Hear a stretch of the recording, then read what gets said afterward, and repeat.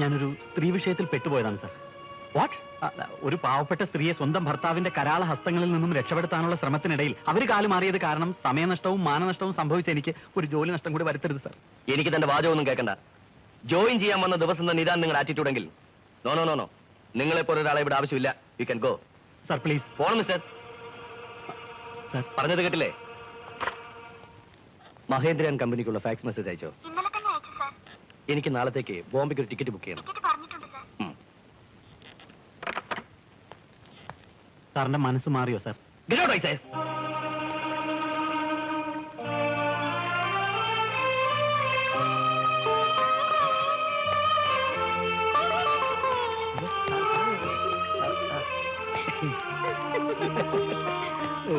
എന്താണോ പോവാണോ?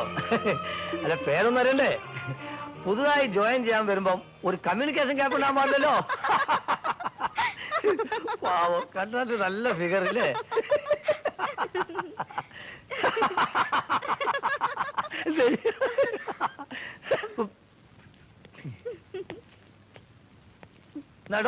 ബാഗ്